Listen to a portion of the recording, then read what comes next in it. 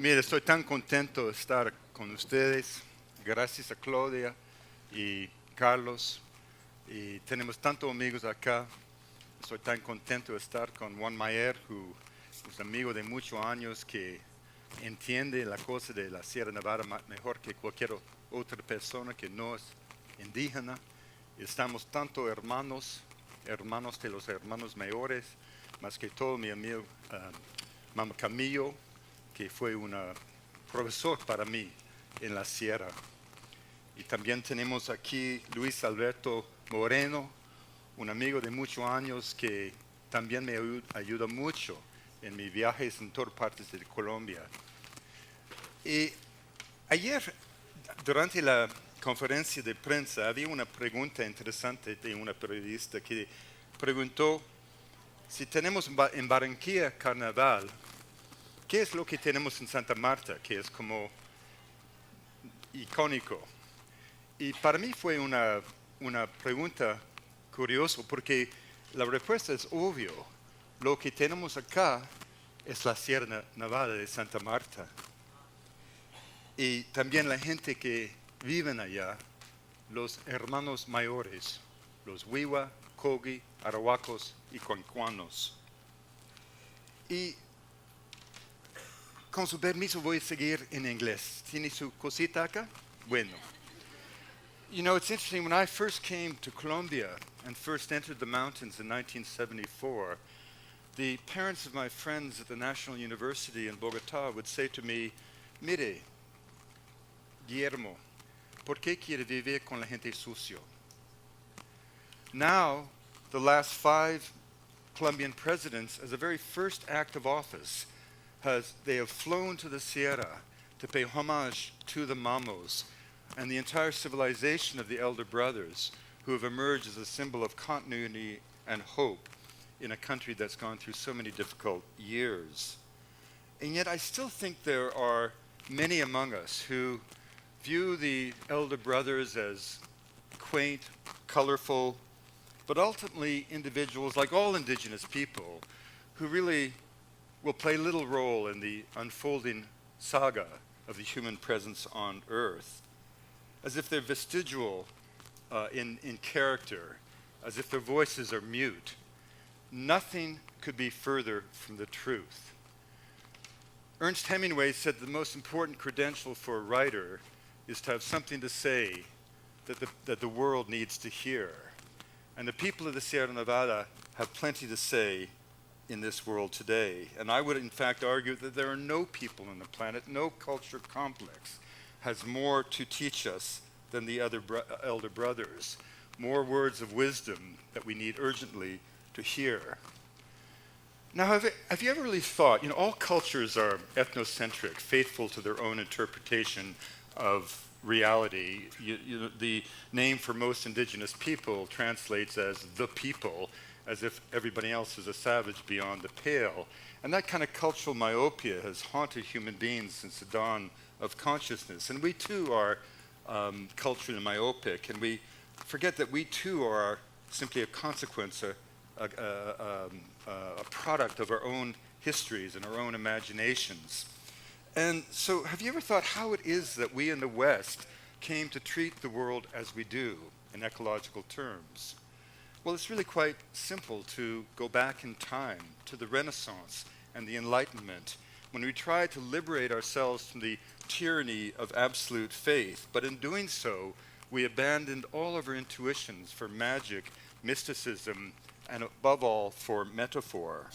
The universe, René Descartes declared in the 17th century, was composed only of mind and mechanism, and with a single phrase, he de-animated the world. Science, as Saul Bellow wrote, would in time make a house cleaning of belief. Phenomena that could not be observed and measured could not exist, and the triumph of secular materialism became the conceit of modernity. And the idea that the land could have anima, that the flight of a bird could have meaning, was ridiculed, dismissed as ridiculous. But viewed through the ethnographic lens, this way of thinking, the Western modality, is not the norm, but very much the exception. The vast majority of cultures in the world infuse their lives with a sense of the sacred, even as they honor reciprocal obligations that define their relationship to the natural world. And these cultures are neither sentimental nor weakened by nostalgia. There's not a lot of room for either sentiment in the harsh winds of the Arctic or in the searing sands of the Sahara. But they have, through time and ritual, created a kind of traditional mystique of the earth that's based not on a sentimental idea of being close to the earth, but on a far more subtle intuition. And that is the idea that the world itself can only exist because it is filtered through the human consciousness. Mountains, rivers, forests are not perceived as being inanimate, as if they're mere props on a stage upon which the human drama unfolds. For all of these societies, the vast majority of societies and cultures around the world, the land is believed to be alive, a dynamic force to be embraced and transformed by the human imagination. And the reason this is so important is on the level of metaphor. I was raised in the forests of Canada to believe that those forests existed to be cut. That was the foundation of the ideology of scientific forestry that I learned in school and I practiced in the forest as a logger. That made me very different than my friends amongst the First Nations, the Kwakwaka'wakw, who believed that those forests were the abode of Hukuk and the crooked beak of heaven and the cannibal spirits that lived at the north end of the world. Now, who is right and who is wrong is not the point. Is that forest cellulose? Is it the realm of the spirits? The interesting thing is how the belief system creates a metaphor upon which the ecological footprint of the society will be determined. A child raised in Bogota to believe that a mountain is a pile of rock ready to be mined will be a very different child than one raised in the Sierra Nevada to believe that a mountain is the abode of Saranqua, the great mother, a deity that will direct their destiny. Now, the four peoples of the Sierra are all descendants, as you know, of the ancient Tairona civilization, which once carpeted the Caribbean coastal plain of Colombia. And in the wake of the devastating conquests, they retreated into the flanks of the Sierra Nevada, lost to the world for almost 3 centuries. And in doing so, they quite deliberately, we believe, consciously transformed what had been a war-like society into a devotional civilization of peace. And to this day, they remained wed to their ancient laws, the moral, ecological, and spiritual dictates of Saranqua and the Great Mother. And to this day, they live by a cosmic creed, still inspired and led by a priesthood in a blood-stained continent. These are the only societies that were never fully vanquished by the Spaniards. And critically, they believe that their rituals and beliefs and their prayers quite literally maintain the cosmic or the ecological balance of the world. And over time, they came to view their homeland as the heart of the world, and in many ways, they were correct. For biologically and ecologically, the Sierra Nevada de Santa Marta contains virtually every ecosystem represented on the planet. It is the highest coastal mountain range on Earth. Geologically is unconnected to the Andes. It floats on its own tectonic plate, a triangle of sacred land, 150 kilometers on each side, that rises to 6,000 meters, the highest coastal mountain range on the planet. 50 kilometers from where we sit in Santa Marta, you can be in the ice fields of Saranqua. Drained by 35 major drainages, 20,000 square kilometers, the undulating folds of the Sierra literally contain the entire expression of God's creation. There are coral reefs, there are mangroves, there are deserts, there are paramos in the high ice fields, and of course there are both dryland and wetland forests and great cloud forests. Close to the equator, always with 12 hours of sunlight and 12 hours of dark, 6 months of rain and 6 months of sun.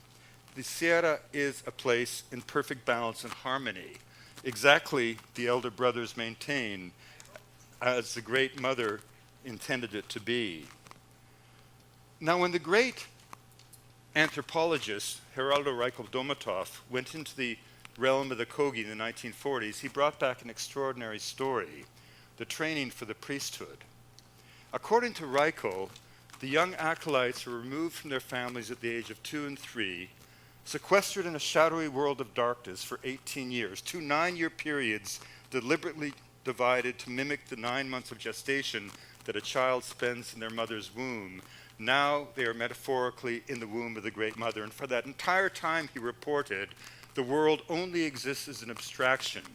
On a ritual diet, unable to see the light of the sun, they enter the womb of the Great Mother to become enculturated in the ideology of the most Baroque religious set of beliefs ever to have been expressed in the Americas. And according to Reichel, it's during this time that they become transformed. And then, he said, after all that time in the darkness, they are suddenly, at the end of their initiation, taken out before first light. And they're led by the priest who has trained them on a pilgrimage to the heart of the world. And for the first time in their lives, they see a sunrise. For the first time, they see the stars. And the priest who takes them through the stunningly beautiful landscape en route to the highest mountain says to them effectively, you see, it's as I've promised you for 18 years. It is that beautiful, the world. It's up to you to save it, to maintain it in your hand. Your prayers will be responsible for its well-being. Talk about a way of inculcating a people with an ecological ethic. The question was, for anthropologists, that story was almost too good to believe. Could it really be 18 years in the darkness? Why didn't they go blind? What was going on? Reichel wrote about it in a series of beautiful papers, but he never witnessed a journey to the heart of the world. And then something rather remarkable happened. This man, Danilo Villafana, walked into my office at the National Geographic, accompanied by 3 mamos and Colombia's ambassador, Carolina Barco. The mamos were barefoot in Washington on a winter's day, and Danilo, being Arahuaco, was irritated that the Kogi had got all the attention in the famous BBC film, Heart of the World. They wanted their own film, and they were there to pitch me an idea. And I was looking at Danilo, and I couldn't help it. I don't mean to be rude, but you look an awful lot like an old friend of mine. And I showed him this photograph. The man on the right was his father, Adalberto, murdered by the paramilitaries in mysterious circumstances. And I said, you may not remember Danilo, but when you were a baby, I lived with your father and carried you on my back for weeks up and down the flanks of the Sierra Nevada. And based on that connection, and the boy on the left, Eugenio, is now this revered elder, second from the left today. And based on that extraordinary serendipitous encounter, Danilo and the Arahuacos, with the guidance of Mama Camillo, invited us to indeed go on a journey to the heart of the world. And what we discovered was that at least today, the initiates do not spend 18 years in the darkness, but they do spend 18 years in the immediate environs of the sacred temple on a ritual diet, much of the time indeed inside the sacred temple, learning this Baroque ideology of their religious faith. And then indeed, after 18 years, they do go on a journey to the heart of the world, moving from the main center village up towards the ice, where every ripple in the landscape resonates with mythological significance. As they reach up, you'll see that even the hats worn by the Arahuacos become symbols of the ice and the flanks of Sarancuan. The metaphor is clear. You go up to the ice to harvest items, espalitia leaves, to bring down to the ocean to make payments on this extraordinary cycle of life, from the ice to the ocean, and from the ocean back to the ice. Sentinels at this town where we encountered a awkward moment with the FARC. We had this kind of, well, you don't really have a dramatic escape on a mule. You kind of clip-clop your way to rescue. But with the help of our friends, we were able to escape this encounter and bring this story back. But this movement is highly symbolic, because the central metaphor in these cultures is the loom. Upon this loom, I weave my life. As they move up and down the sacred slopes of the mountain, they refer to their movements as threads, so that over the course of a lifetime, each human being weaves a cloak over the body of Sarancua. When men pray, they begin to move their fingers because their prayers and their thoughts are as threads. When they plant a garden, the women plant it like this, the men like that, so you put it together, you have a piece of cloth. And this idea of weaving the life of humanity into the fabric of the earth is a central metaphor that inspires the people. And they come from the top of the mountain down to the sea. And even if the sacred sites are covered by structures as they are today in Santa Marta, it does not stop the elder brother from doing what they do best, praying for our own collective well-being. And it's always humbling for me to remember that 50 kilometers from Santa Marta, 2 hours south of Miami by plane, there is this ancient civilization surviving in Colombia in good measure thanks to the grace of the Colombian government and people like Virgilio Barco, who honored the indigenous people of the Northwest Amazon in a way that no nation state had ever done before. And because of that, we still have the people to guide us. And as I began to think more and more about this metaphor of landscape, I realized that here were people whose voices had to be heard. And for the Arhuacos, rivers have always taken on a very special significance. They believe that the measure of a people is the health of its rivers. When they go on their pilgrimages, and they used to travel by foot 3.5 months right up the Rio Magdalena to the Macizo Colombiano to make ritual payments in the laguna at the very source of the Magdalena River. And as they went, every village they passed would be measured by the purity of its water. And that, to them, was a sign of proper consciousness.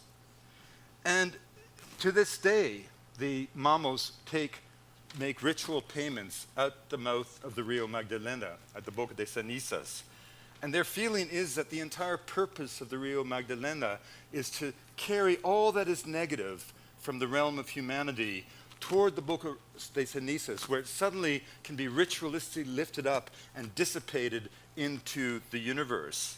And when I first heard about that idea, it made me think how much the Magdalena is a symbol of the well-being of Colombia. It is the river of life. And it has also been the river of death.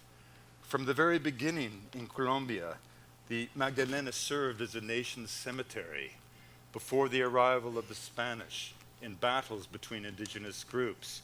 In the arrival of the Spanish, the river being the conduit up which the European diseases swept away, not decimating the people, because decimate means to kill 1 in 10. It was not 1 in 10 who were killed. 90% of indigenous people from Tierra del Fuego to the tip of Canada were wiped out by European diseases within 15 years of contact.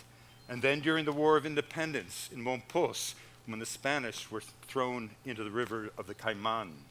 And then, of course, in La Violencia, when people grew up seeing the dead bodies, cuerpos, fluyendo en el río con gallinazos encima.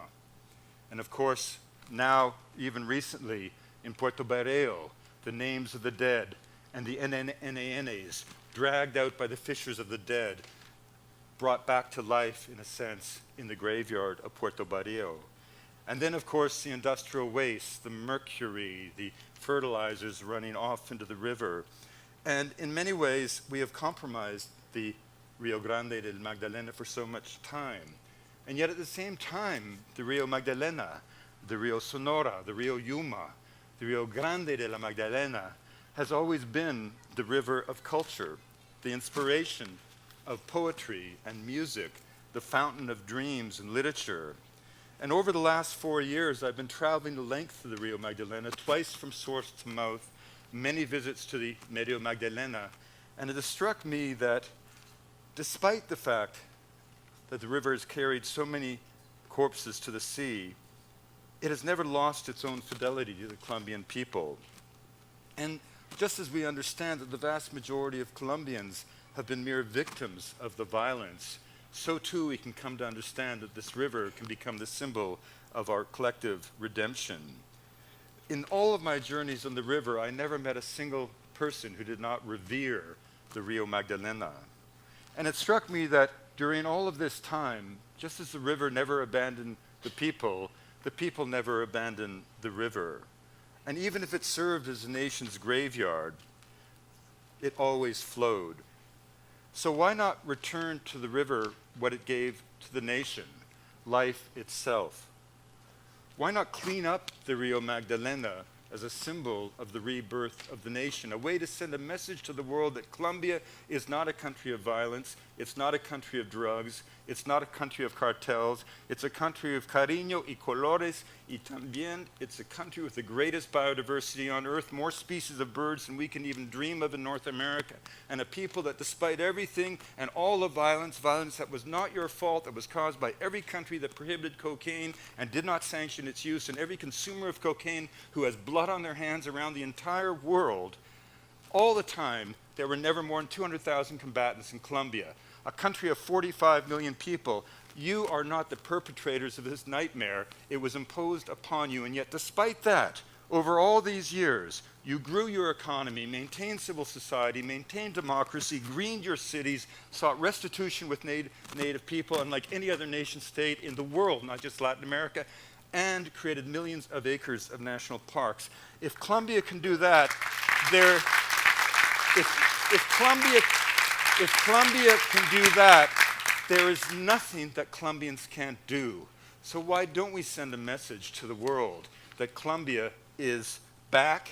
As Bobby said, the world is falling apart and Colombia is falling together. And as we traveled down the Magdalena and felt the warmth and the power and the kindness of Colombian people, as I felt so many years ago when a young student I traveled in every corner of Colombia, travels that resulted in the book El Rio. I've never found anything but the heartfelt beauty and warmth of Colombian people, lovers on a bridge in Barranca Bermeja, or dancing in Nueva Venecia. Who could have known it to have been the site in 2003 of one of the most egregious of all the massacres in Colombia, a town where, in pure Colombian fashion, the dogs are afraid of water and the cats swim. That's true. Or here, this is my symbol of Colombia. 2 in the morning, a couple in love practicing salsa in the streets of Cartagena. That is Colombia, not what the Colombia you hear about. And so the question, and I heard, when I heard that at Boca de Cenizas, where the fishermen fish with kites made of plastic garbage bags and decorate their shacks with poetry, I heard that the mamos periodically made pagamientos. And indeed they did. And as I went with them and we made this film, one of the mamos said something very powerful.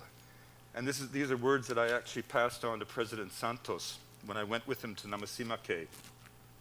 They said, la paz no vale nada si es solamente una manera en los varios lados pueden unificarse para mantener una guerra contra la naturaleza. And that is the message that the elder brothers bring us to this day. And when we did our work, I'm always remembering the wisdom of Ramon Gil, one of the greatest of the Viva leaders. He told me one day that the ancestors say that one day the younger brother, that's all of us who have ruined the world, will wake up, but only when the violence of nature is on top of them. That's when they'll wake up. So what are we going to do in the meantime? Well, we are not going to fight. We just want to make people understand. We are here speaking calmly so that hopefully the whole world will listen. And what were they going to listen to? Words of wisdom. On January 9th, 2004, at the very height of the violence, after a 2-year period in which hundreds of indigenous people had been killed in the Sierra, the Kogi, the Wiwa, and the Arhuaco issued a joint declaration. And this is what it said. Who will pay the universal mother for the air we breathe, the water that flows, the light of the sun? Everything that exists has a spirit that is sacred and must be respected. Our law is simply the law of origins, the law of life. We invite all the younger brothers to be guardians of life. We affirm our promise to the Great Mother and issue a call for solidarity and unity for all the peoples and all the nations.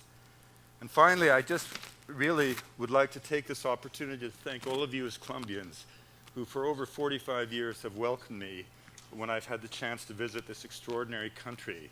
This is a photograph taken in 1974, long before I became old and this. Yet still I come back in this wonderful photograph that Fernando Cano took last year. And for me, it's a joy, an honor, and a privilege always to walk amongst Colombians and to be part of a big movement, a small part of a big movement, sowing the seeds of new dreams of hope for every new generation of Colombians. Every one of my books will be a map of dreams for the new generations as they reinvent a country that shines like no other in the world. Thank you very much. Thank you so much, Bill. Also delighted to have you here. It was one of the dreams when I met Carlos. The first book he gave me was your book, El Río, and it starts in Medellin, so it's a very nice story, and we've always grown our relation around that story and his love for Colombia. So thank you so much for being here. I'm so grateful. I'm so grateful because one of the wonderful things is that my daughter's become a paisa. And where's Tara? She's back there. She's turning red. But she's so a really wonderful singer. And she's found her groove in cumbia. And she has a Colombian band. And she's the only gringa. And all the other band lives in Los Angeles. She's the only one who lives in Colombia. And bless Carlos, she's saying, shut up, Dad, shut up, Dad, shut up. But Carlos, Carlos invited her to sing on stage at Carnival, and I've been a very proud father many times in my life, but that was the greatest moment of my life. So I want to thank you very much.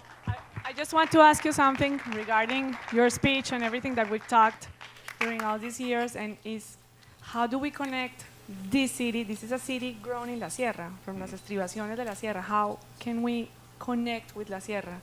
What do you think should be Santa Marta's relation with La Sierra? I mean, can you hear me? No, I mean, I thought that question from the journalist was very interesting yesterday. You know, and you know, we have in Barranquilla Carnival. Y Samarios, ¿qué es lo que tiene? ¿Qué es lo que tiene? Look. Yeah, look, the Sierra Nevada. I mean, it's the most extraordinary backdrop for a city that you could ever find. And you know, Colombia has led the way. I mean, no nation state has perfect relations with its indigenous people. But when you think of what happened with Virgilio Barco, you know, at a low point in Colombia's history, when he said to Martin von Hildebrand, Martin, do something for the indigenous people. And in 5 incredible years as head of Indian Affairs, Martin did more than something. He secured legal land tenure for 57 ethnicities of the Northwest Amazon, an area of land collectively the size of the United Kingdom, which was encoded in perpetuity in the 1991 Constitution of the country. No nation state had ever come close to doing that. Of course, there's still problems. The Arahuacos, the Viva, the Kogi still are struggling to reclaim their lands. But what a way to integrate Santa Marta to Sierra Nevada than working together to make that dream of theirs possible, because their presence enriches your city immensely. How many cities in the world can say that we have, as part of our civic space, the wisdom of the ages? I mean, these, in fact, I had a great photograph of the delegation of, can we put the last photograph up, just if you can? I brought a delegation of elder brothers to meet His Holiness the Dalai Lama, and the Dalai Lama was heavily scheduled, and the delegation of Arahuacos were a little irritated because they thought they had an awful lot to teach that guy. And so when you, let me see if we can, just see if I can, let's see, sorry. You have to bear with me while this be quick. Let me go back. Let's see if we can advance this. It's kind of a, sorry, let's see if we can. Sorry. sorry.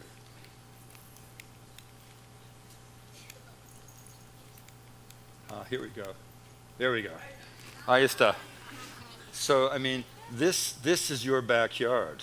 You know, the Elder Brothers are the Tibetans of the Americas. And there have got to be ways to integrate this cultural heritage, this wealth, into the economic, social, and spiritual reality of the city. I mean, this is a work of hope. You know, everything Tras La Perla is doing, and every one of you who came here, is a symbol, a part of this dream of hope. But we are so lucky that the Arhuacos are with us too, because their dream is also your hope, and your hope is their dream. Put those things together, and you've got a powerful combination for reinventing and reimagining everything that Santa Marta has done. Yes.